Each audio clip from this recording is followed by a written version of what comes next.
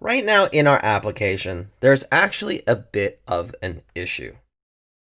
If we ever refresh our application, whether because we updated our code, or let's say, for example, in a live setting, if our user refreshes the page, they'll actually lose everything they have in their store, including their cart items.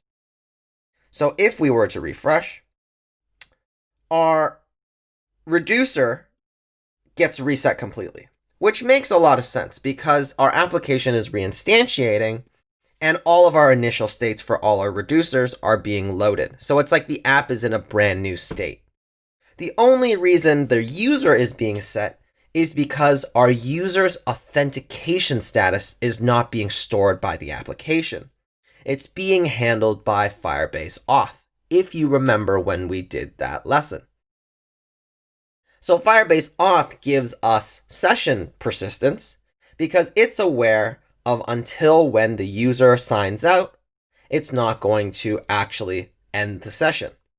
Whereas for everything else in our store, we don't have any kind of storage of anything related in order to persist the state of the cart items that we're adding across our application, even on refresh or closing the window. Now, we want to fix this because in most e-commerce websites, it persists the user's cart in some way, shape, or form. If not when the user closes and reopens the website, at least if the user refreshes in the same session, in the same tab. Now, there's multiple ways that we can tackle this problem. One way is using Firebase, where we would store our cart items, and then they would belong to our user, so that whenever the user signs in, or whenever we're aware that a user auth state has changed, based on our app.js's user ref on snapshot getting fired, we could also pull in our cart, which we would store in our database. But we're going to do that actually later on in the course in a more advanced Firebase lesson. But right now, what if we just wanted to leverage what we had on the front end? What if we wanted to just store our cart items? Well, if you're familiar with local storage, it's actually possible. And the reason why it's possible is because our reducer state is pretty much just JSON objects. They're just large JSON objects, which is easy to store and easy to update, especially because our reducers are just functions that return object states, right? So it's really easy, you can imagine, if in some way we could store the state of what the reducer is in, and then when the app reloads, we just pull in whatever we stored and then populate the reducer as such. Now, there's a really easy library called Redux Persist that allows us to do exactly that, and it wires in with Redux so that we don't actually have to worry that much about it.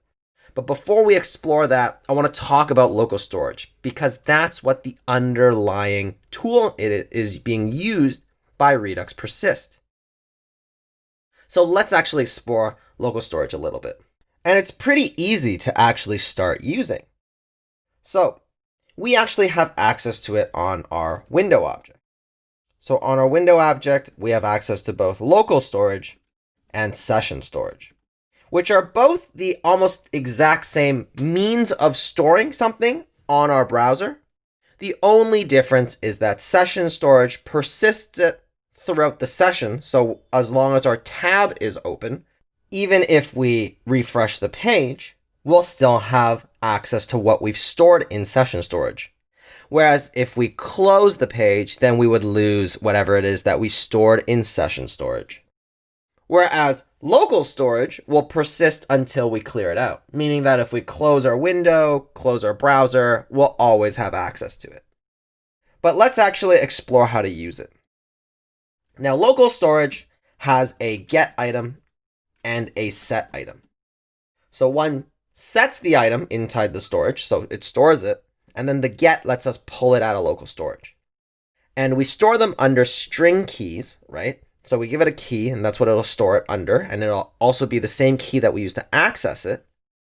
But we have to store strings only. So let's say, for example, that we had a object we wanted to store, my object to store. And it's just equal to some object with my name of Yihua on it. Now, in order for me to store it, I would say window.localstorage.setItem, right? And then I would give it the key. So let's say my item. Now, what I want to do in order to actually store it is I have to convert this JSON object to a string. And we can do that with the JSON object that we get from our JavaScript. So we always have access to this. And this allows us to perform certain methods on our JSON objects, such as this one called stringify, which allows us to stringify our object. And all it does is it wraps this object inside of a string. And it converts all the keys also to strings, right? Which is required for JSON. So we'll say JSON stringify my object to store. And now window.localstorage has stored it. If we want to access it again, we'll just call window.localstorage.getItem and we'll say my item. And there we see that's our object, but stored as the string, right? Because we stringified it, and that's what it looks like.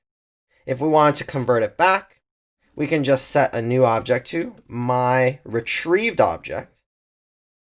And let's say we just call it our window.localstorage.getItem, right? So we want to get it under our key that we set it under. And then now let's say we wanted to turn it into our string. Well, we would say JSON.parse, right? Which is a method on that same JSON object we were talking about. And let's say we do my retrieved object. Well, now we get our object back. So really handy, right? Local storage is great for this. If I refresh, I'll see that I still have access to local storage. And now if I look, there's the string. We can just parse it again. And now I've managed to persist this object across my application state. It's persisted.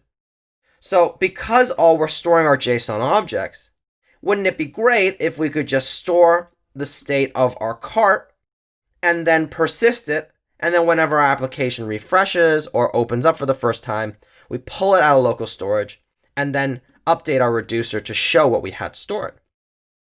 Well, that's what the library Redux persist does. But I wanted to show you what local storage was and session storage. Session storage is almost the identical to local storage. But again, it just doesn't store across closing the tab. But I just wanted to show you what's happening under the hood with this library we're to bring in of Redux persist.